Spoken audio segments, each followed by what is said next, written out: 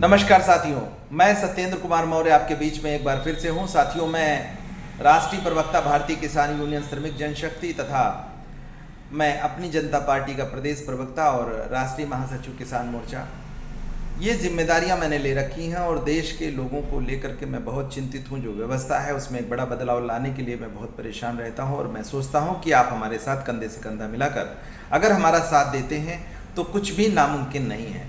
परंतु इस व्यवस्था में बदलाव कैसे आएगा, इस पर भी चर्चा करने की जरूरत है। अभी कल हमारे एक साथी से बात हो रही थी तो उन्होंने कहा कि किसी भी देश को बर्बाद करना है तो उसके लिए कुछ और करने की ज़रूरत नहीं है। कहीं से कोई मिसाइल, कहीं से कोई बम लाने की ज़रूरत नहीं है, कुछ दगाने की ज़रूरत नहीं है। उस देश के युवाओं को आप बर्बाद करने की प्लानिंग कर लीजिए, देश अपने आप बर्बाद हो जाएगा। युवा कैसे बर्बाद होगा? एक काम ये करना है, युवाओं को बर्बाद करने के लिए किसी भी देश के उसकी शिक्षा व्यवस्था को चौपट कर दीजिए, वो युवा बर्बाद हो जाएगा। सारे जाहिल पैदा हो जाएंगे, सिर्फ मजदूर होंगे, बुद्धिमान लोग नहीं होंगे, देश को बर्बाद होना है। तो इस तरह से एक बर्बादी के लिए व्यवस्था की जा सकती है और किसी भी देश को बर्बाद करने के लिए लोग इसी तरह के काम करते हैं। आज हमारे देश में अगर हम एक नज़र डालते हैं तो हम ये पाते हैं कि सरकारी स्कूलों की व्यवस्था पूरी तरह से चौपट है। गांव के जो स्कूल हैं, चाहे वो प्राथमिक विद्यालय हों, चाहे वो कंपोजिट विद्यालय हों, पूरी व्यवस्था वहाँ की चौपट है। किस तरह से चौपट है? वहाँ पर इंफ्रास्ट्रक्चर नहीं है, वहाँ पे शौचालय तक नहीं है, टॉयलेट जाना हो तो यहाँ तक कि टीचर्स को भी बाहर खुले में जाना पड़ता है। इस तरह के हालात मैंने देखे हैं।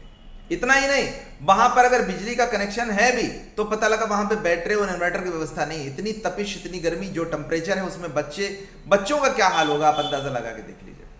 पानी की व्यवस्था नहीं है भाई साहब। स्कूलों के अंदर कक्षा 1 से लेकर हाई स्कूल तक के विद्यालय में मैंने देखा एक नल है वो भी खराब हो गया तो रोड पर जो वहां चौराहा या आसपास का क्षेत्र है वहां से बच्चे पानी लेकर के आ रहे हैं। ये हालात है, ये स्थिति है हमारे देश के विद्यालयों को, जहां से एक हीरा निकलना था, जहां से सम्राट चंद्रगुप्त मौर्य पैदा होने थे, जहां से सम्राट अशोक महान जैसे लोग पैदा होने थे, जहां से देश के आईएएस पीसीएस निकलने थे, जहां से वैज्ञानिक तैयार होने थे, जहां से अच्छे पत्रकार तैयार होने थे, वो देश को आगे ले जाते। लेकिन नहीं साहब, उनको जैसे होता नहीं, कहते हैं भ्रूण हत्या पाप है, ये भ्रूण हत्या है एक तरह से। मतलब अभी वो तैयार भी ना हो पाया, अभी 18 साल का हो भी नहीं पाया, उससे पहले ही आपने उसे मार दिया, उसके सपनों को मार दिया, उसकी जिंदगी आपने बर्बाद कर दी उन स्कूलों में डाल करके। कुछ ऐसा, मैं नहीं कह रहा हूं कि सरकारी स्कूल खराब होते हैं, वर्तमान में जो हालात हैं, इतने काम आप उनको, इतने रजिस्टर दे दीजिए, इतने काम दे दीजिए, जनगणना लो, बाल गणना लो, मतलब मैं क्या कहूं, क्या क्या काम दिए गए हैं। वही दो तरह के लोग, वहां आपस में कंपटीशन चलता है सीनियरिटी जूनियरिटी का। प्रधानाचार्य हैं, हमारा कहना क्यों नहीं माना गया, मैंने देखा है। सहायक अध्यापक हैं, उनके हालात देख लीजिए, उनका आपस में कंपटीशन रहता है, तू मैं रहती है। देवरानी जेठानी के झगड़े जैसे वहां पे हालात पैदा है। ये आप कभी जाइए देखिए तो कि किस तरह के विद्यालय हैं वो, कोई मॉनिटरिंग करने वाला नहीं। अगर बीईओ साहब जाते हैं, खंड शिक्षा अधिकारी जाते भी हैं, तो मकसद ये नहीं होता कि वहां शिक्षा व्यवस्था को देखें या वहां पे इंफ्रास्ट्रक्चर कैसे हैं उस पर कुछ हालात पे चर्चा कर लें, बल्कि गए, कौन पहुंचा कौन नहीं पहुंचा, देर से कौन आया उसको फिर सस्पेंड मारो, उसको सैलरी काटो, फिर वो उस पे लग जाएंगे कि साहब कुछ खर्चा पानी मिल जाता, आमदनी हो जाती तो उसको बहाल कर देते। कुछ इस तरह के काम, ये धंधा है, ये बिजनेस चल रहा है साहब। ये सरकारी अफसरों के हालात हैं, ये हमारी सरकारी व्यवस्था है जिनके सहारे पूरा हमारा देश, पूरा चौपट, सत्यानाश।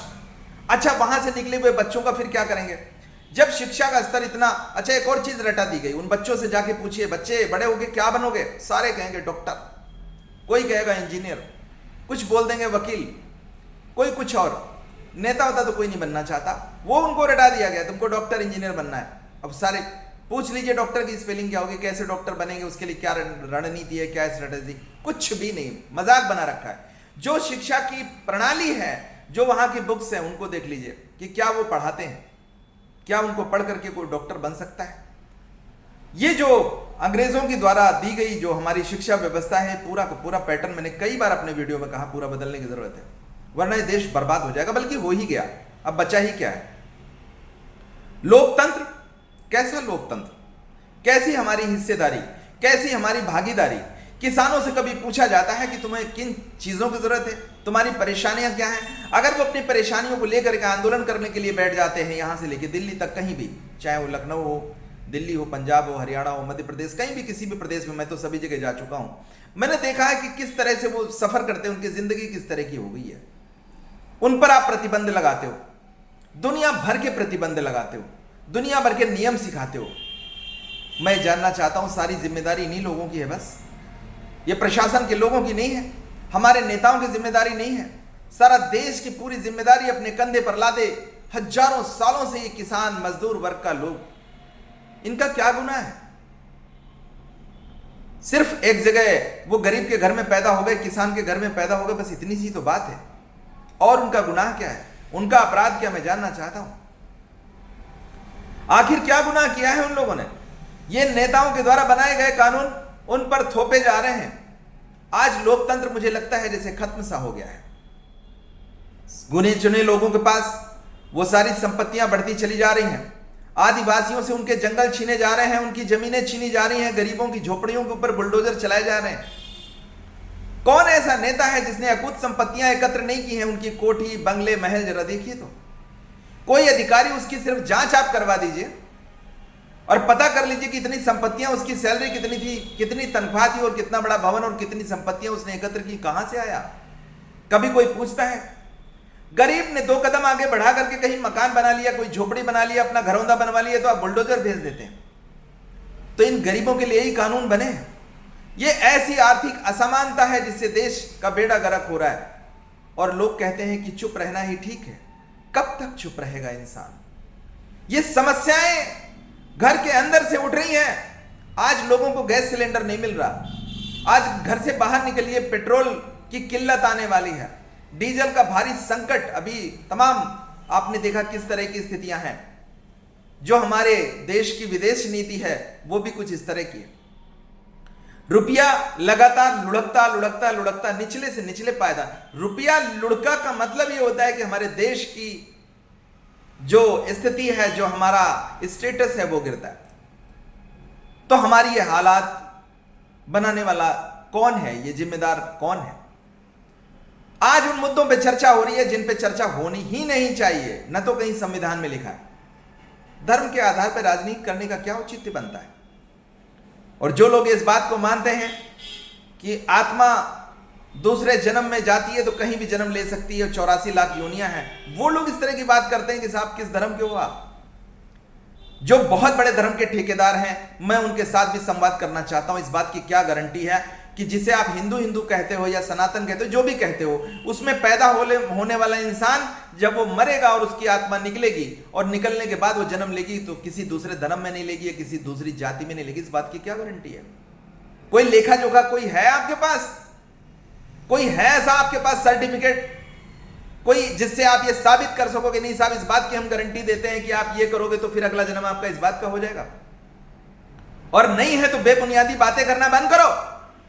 देश हमारा बर्बाद हो रहा है। बगल में हमारे चीन है, वो छोटे बच्चों को ऐसी चीजें सिखाता है कि वो बड़ा होकर के बेरोजगार नहीं रहता। जापान को देख लीजिए, तमाम ऐसे कंट्रीज हैं जो विकसित कंट्रीज हैं, वहां पे क्या चल रहा है और हमारे देश में आप चला क्या रहे हो? पूरे देश के अंदर जाहिलियत का माहौल पैदा करके इस देश को बर्बाद करने की साजिश के अलावा और कुछ नहीं है। पिछड़ों को आप आरक्षण नहीं देंगे, अनुसूचित जाति के लोगों को उनकी आबादी के अनुपात में आप आरक्षण नहीं देंगे, सरकारी नौकरियों में जितने मलाईदार पद हैं वर्ग विशेष के लोगों के लिए आप आरक्षित करके रखेंगे, उल्टे जो पिछड़े समाज के लोग हैं उनको गालियां अलग से देंगे कि ये रिजर्वेशन की भीख मांगने वाले लोग हैं। ये भीख नहीं, उनका अधिकार है। हजारों सालों तक आपने उनके साथ अत्याचार किया है। करो बात आप मुझसे, करो डिबेट मुझसे आप। मैं अपनी जनता पार्टी का प्रदेश प्रवक्ता, राष्ट्रीय महासचिव किसान मोर्चा, पूरी जिम्मेदारी के साथ कहता हूं कि इस पूरी व्यवस्था को बर्बाद करने के लिए जो देश के सत्ता में बैठे हुए ऊंचे पदों पर लोग हैं वो इस बात के लिए जिम्मेदार हैं। जो आईएएस अधिकारी हैं वो भी इस बात के लिए कहीं अपना मुंह नहीं खोलते क्योंकि उनके ऊपर नेता बैठा है और नेता जाहिल है। ऐसा जाहिल जिसको कुछ दिखाई नहीं दे रहा सिवाय इस बात के कि वो अपनी सिर्फ तृप्ति के लिए, मानसिक तृप्ति के लिए, अपनी इच्छाओं की तृप्ति के लिए पूरे देश का बेड़ा गर्क कर रहा है। कौन सा ऐसा कंप्रोमाइज आपने कर लिया है जो हमारे सैकड़ों सालों से जो हमारे मित्र देश हैं उनसे हमारे संबंध आप खराब करवा रहे हो? क्या कारण है कि हमारा रुपया गिरता चला जा रहा है और डॉलर ऊपर उठता चला जा रहा है? क्या कारण है देश के युवाओं के पास नौकरियां नहीं है? क्या कारण है कि सरकारी नौकरियों की आप भर्ती नहीं निकाल रहे? क्या कारण है कि आपके लगातार पेपर लीक हो रहे हैं? लाखों लाखों 22 लाख लोग जो फॉर्म डालते हैं बेचारे, किस तरह से आपने उनको बर्बाद करने का काम किया है? सवाल है, मैं डांट नहीं रहा हूं, यह मेरा अधिकार है कि मैं आपसे पूछ सकूं। हमने वोट किया है आपको सपोर्ट किया है, आपको सत्ता के सिंहासन पे बिठाया है, तो सवाल पूछने का अधिकार हमें संविधान देता है, इसलिए सवाल मैं पूछ रहा हूं। मैं जानना चाहता हूं कि संविदा कर्मियों की भर्ती आपने की है, आपने सर्विस प्रोवाइडर के माध्यम से तमाम विभागों में भर्तियां करने का काम किया है। कितने कम पैसों में आप उनसे काम लेते हो और उसके बाद कभी परमानेंट करने की उनकी कोई व्यवस्था नहीं है। ये दो तरह की नीति कैसी है? एक तरफ टीचर को 1 लाख सवा लाख रुपए आप वेतन देते हो, वहीं शिक्षा मित्र जो टेट पास है उनका क्या गुनाह है कि आप उनको सैलरी बराबर नहीं देते? समान काम समान वेतन की व्यवस्था लागू क्यों नहीं करते? ये सवाल है। आज देश सवाल कर रहा है कि निजीकरण आप बढ़ाते चले जा रहे हो। किस बात के लिए हमने देश का प्रधानमंत्री और मुख्यमंत्री चुना था? निजीकरण होता चला जा रहा है, आपके हाथ में कुछ है नहीं, देश के लोगों के आवाम के हाथ में कुछ है नहीं, तो किस बात के लिए हमारे देश का राजा महाराजा बन के आप ऊंची कुर्सियों पर बैठे हुए हैं? अगर आपको देश चलाना नहीं आता है, प्राइवेट लोगों से ही काम कराना है, तो हमने आपको वोट किस बात के लिए दिया था? क्या यह सवाल नहीं बनता? क्या यह प्रश्न नहीं है हमारा? और यह जेन्युइन प्रश्न नहीं है, मैं जानना चाहता हूं। इसके साथ मैं यह जानना चाहता हूं कि ग्रामीण युवाओं का जो पलायन हो रहा है शहरों की ओर, उसके लिए आपने क्या ठोस रणनीति बनाई है? क्या कदम आपके द्वारा उठाए गए? क्या देश के अंदर एक आर्थिक आजादी की जो लड़ाई की जंग कभी लड़ी गई थी, जिसमें समानता का अवसर दिया गया हमारे संविधान के माध्यम से, ये खाई और गहरी नहीं होती जा रही, अमीर लगातार अमीर होता जा रहा है? देश के जितना जल जमीन जंगल सारी चीजों पर आपने अडानी का कब्जा करवा दिया है। क्या यह सच नहीं है? और मैं ये भी जानना चाहता हूं कि यह सब करने का अधिकार आपको किसने दिया? ऐसे कैसे आप कर सकते हो? आप इतने क्रूर कैसे हो सकते हो? आप इतने निर्दयी कैसे हो सकते हो? मुझे तो कई बार ये बताया गया है कि जैसी संगति होती है व्यक्ति वैसे ही हो जाता है। अगर मैं साफ साफ कहूं तो ये मैं कह सकता हूं कि कहीं ऐसा तो नहीं कि ट्रंप जैसे लोगों के साथ बैठने की वजह से, उनकी संगत की वजह से इस तरह के हालात देश के अंदर पैदा हो गए। हमारे एक साथी कह रहे थे, वैसे ये कहने का अधिकार तो नहीं मेरा, पर ये कह रहे थे, किसी व्यक्ति ने कहा अगर कहेंगे तो मैं उसको सामने भी ला दूंगा। ये मेरे विचार नहीं है, लोगों के विचार हैं कि जो एक धर्म विशेष के मानने वाले लोग हैं वो हमला युवाओं पे नहीं करते, वो हमला बुजुर्गों पर नहीं करते, बल्कि वो हमला करते हैं बच्चों पर, आने वाली जनरेशन पर, और वो आने वाली जनरेशन को खत्म करते हैं, उनके साथ शोषण करते हैं, जैसा पैलेस्टीन में है। छोटे छोटे बच्चे, उनके साथ दुराचार बलात्कार, उसके बाद उनकी हत्याएं, उनको पका के खा लेने के सीन, बाप रे। और आप ऐसे लोगों से दोस्ती करते हो, ये संगत का असर नहीं है और क्या है? मैं आप पर आरोप नहीं लगा रहा, पर नाम आपका एपस्टीन फाइल में आ रहा है, इस बात की चर्चा है, भाड़ में जाए, मुझे नहीं मतलब। पर मैं जानता हूं कि गलत लोगों की संगत की वजह से आदतें खराब होती हैं। आप अच्छे लोगों के साथ रहिए। रूस हमारा अच्छा मित्र रहा है, ईरान हमारा अच्छा मित्र रहा है, खैर कोई बात नहीं, वो ऊंचे लेवल की बातें हैं, आप बेहतर समझो। बस इतना मैं कहना चाहता हूं कि हमारे गांव के युवाओं को नौकरी मिलनी चाहिए, हमारे गांव के लोगों का पलायन शहरों की ओर रुकना चाहिए। हम ये जानना चाहते हैं कि नीट का पेपर कैसे लीक हो जाता है, हमें जानना चाहते हैं कि गांव के अंदर डॉक्टरों की व्यवस्था क्यों नहीं है, हमें जानना चाहते हैं चिकित्सालय वहां पर क्यों नहीं है, हमें जानना चाहते हैं मूलभूत आवश्यकताओं से वंचित हमारे गांव क्यों हैं, और हम ये जानना चाहते हैं कि किसानों के द्वारा प्रतिवर्ष आत्महत्याएं की जा रही हैं, ऐसा क्यों है। हमें जानना चाहते हैं कि जो नीट का पेपर लीक हो जाता है उससे लोग आत्महत्याएं कर रहे हैं, इसके लिए जिम्मेदार कौन है। हमें जानना चाहते हैं कि जो हमारी न्याय प्रणाली है उसमें लोगों को इतने विलंब से न्याय क्यों मिलता है। हमारा प्रश्न यह भी है कि आम आदमी से लेकर महिलाओं से लेकर बच्चों से लेकर के युवाओं तक जो जितने भी उनकी समस्याएं हैं, जिस एज ग्रुप के लोग हैं, उन समस्याओं का निराकरण करने के लिए आपके पास ठोस रणनीति क्या है। हम किस धर्म को मानेंगे, किस मजहब को मानेंगे, किस पंथ को मानेंगे, किस जाति में पैदा हो गए, उसमें क्या बदलाव आप कर पाओगे। विचारों से बदलाव आ सकता है, और पीछे भी जो कुछ भी हुआ, मुझे नहीं लगता है कि बंदूक और पिस्तौल और तोप के बल पर लोगों ने धर्म परिवर्तन किए होंगे। हालात ऐसे पैदा किए गए होंगे जिससे उन्होंने धर्म परिवर्तित कर लिया। कट्टरवाद जब भी होगा देश बर्बाद होगा। मैं चाहता हूं कि लोग बुद्ध के मार्ग पर चल करके, जो हमारा धम्म चक्र है, जो अशोक चक्र है और जो सम्राट अशोक की लाट है, समता और असमानता की बात कर दी है, उसके आधार पर हमारा देश आगे जा सकता है। ये बुद्ध का देश है, युद्ध का देश नहीं है। इसको युद्ध में मत झोंकिए और न इसको गृह युद्ध में झोंकिए। मैं चाहता हूं कि देश के युवाओं को रोजगार के अवसर प्रदान कीजिए, उन्हें दिशा दिखाइए, जिससे हमारे देश के अंदर वैज्ञानिक पैदा हो सकें। जिस प्रकार से चीन, जिस प्रकार से ईरान के अंदर बच्चों को शिक्षा दी जाती है शुरुआत से ही, कि उनके अंदर ये क्षमता आ जाती है कि वो सैनिक की भांति किसी भी देश से मुकाबला करने के लिए तैयार हो जाते हैं। हमने कोरिया में देखा कि किस तरह से बच्चों को तैयार किया जाता है। हर एक बच्चा एक सैनिक के रूप में तैयार होता है और उसको एक कंपलसरी होता है कि इतने दिनों तक उसको सेना में जाकर के काम करना होगा। ये प्रणाली आप लागू क्यों नहीं करते? कितना देर आप और करेंगे? जब मुसीबत एकदम सर पे आ जाएगी तब ऐसा करेंगे? मतलब मैं क्या कहूं, हालात इस तरह के हैं, कभी कुछ भी हो सकता है। तो हमको पहले से तैयार रहने के लिए हमारे देश के हर बच्चे को एक सैनिक के रूप में तैयार करना होगा, हर बच्चे को एक वैज्ञानिक के रूप में तैयार करना होगा, हर एक व्यक्ति को इतना मानसिक रूप से, बौद्धिक रूप से सक्षम बनाना होगा कि वो जब चौकी थाने पे जाए, अगर पुलिस वाला उससे घूस मांगता है तो उससे बात कर सके, कानून की धाराएं बता सके। यहां पर धर्म की नहीं बल्कि संविधान की शिक्षा देने की जरूरत है। तो बहुत सारी बातें आपके साथ करनी थी, मैं लंबा बोलता रहा। किसानों की बात करेंगे तो एमएसपी की बात करनी होगी। महंगा डीजल क्यों है, महंगी खाद क्यों है, सिंचाई की व्यवस्था क्यों नहीं है, और बिजली का संकट लगातार बरकरार है। आपने कोशिश की है कि स्मार्ट मीटर हटाए जाएं, बिल्कुल अच्छा कदम है, मैं उसकी सराहना करता हूं। परंतु इसके साथ सामाजिक न्याय की जो व्यवस्था है उसमें अभी भी सुधार नहीं आ पाया। हर दूसरे तीसरे दिन 2-4 खबरें आपको मिल जाएंगी कि किसी वर्ग विशेष के लोगों के द्वारा दलित समाज या अनुसूचित जात जनजाति या पिछड़े समाज के किसी महिला के साथ बलात्कार कर दिया गया, हत्या कर दी गई। ये वो गंभीर, ये वो सेंसिटिव मुद्दे हैं जिन पर सरकार बिल्कुल पूरी तरह से नाकाम है, फेल हो रही है सरकार। और ये समस्याएं लगातार बढ़ती चली जा रही हैं, मन बढ़ता जा रहा है लोगों का, और ये सिर्फ हम लोग धरना प्रदर्शन आंदोलन कर रहे हैं उसका भी कोई असर नहीं हो रहा है। बुलडोजर वर्ग विशेष के लोगों के घरों पे नहीं चलाते हैं, चाहे जितना बड़ा वो अत्याचार कर दे, परंतु कहीं पिछड़े समाज का या अन्य समाज का कोई आदमी कोई गलती कर बैठता है तो फटाफट बुलडोजर पहुंच जाता है। तो हम ये चाहते हैं, मैं किसी की बुराई नहीं कर रहा, मैं सरकार के साथ कंधे से कंधा मिलाकर काम करने को तैयार हूँ। देश के आवाम को भी कहता हूँ कि जो भी सरकार हमने चुन करके भेजी है उनके साथ कंधे से कंधा मिला करके उनका सहयोग करें। जो बातें वो अच्छी कह रहे हैं, जैसे प्रधानमंत्री जी कहते हैं साहब डीजल का प्रयोग कम कीजिए, पेट्रोल कम खर्च कीजिए, बात समझ में आती है कि साहब तेल का संकट आ गया, भले गलती किसकी है वो विषय अलग है, कहना मानना है। सोने के आभूषण के बजाय दिमाग हीरे जैसा बनाना है, बिल्कुल अच्छी बात है, बात समझ में आती है।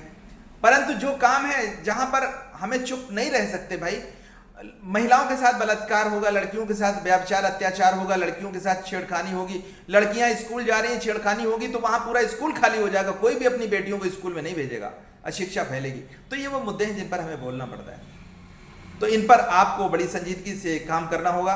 मैं अपनी जनता पार्टी का प्रदेश प्रवक्ता, राष्ट्रीय महासचिव किसान मोर्चा आप लोगों से आह्वान करता हूं कि आप लोग जागरूक बनिए, अपनी जनता पार्टी के सदस्य बनिए। माननीय स्वामी प्रसाद मौर्य जी के द्वारा जिस तरह से यूजीसी के मुद्दे पर आंदोलन चलाया गया, कंपोजिट विद्यालय और प्राथमिक विद्यालयों को बंद करने की जो सरकार की नीति थी उसके लिए जिस तरह से कदम बढ़ाया गया, उनके द्वारा जिस तरह से जो भी जहां भी अत्याचार जुल्म हो रहे हैं उनके लिए आवाज उठाई जा रही है, मैं उनके साथ में हूं, कंधे से कंधा मिलाकर उनके साथ में हूं। उनको राजनीतिक अनुभव है और उन्होंने लंबे समय तक सदन में रह करके नेता विपक्ष के रूप में, मंत्री के रूप में अनेक सालों तक काम करने का उनको अनुभव है। तो मैं मानता हूं कि उनके अनुभव को हमें सीखना चाहिए और उनके साथ मिलकर के पार्टी और संगठन को आगे ले जाना चाहिए। इन्हीं सब बातों के साथ मैं उन किसान भाइयों को भी कहूंगा जो हमारे संगठन के साथ जुड़े हुए हैं कि संगठन को मजबूत करें, एकजुटता बनाएं और जो भी व्यवस्थाएं गड़बड़ हैं उनको सुधारने के लिए धरना प्रदर्शन, आंदोलन, वोट, जो भी है,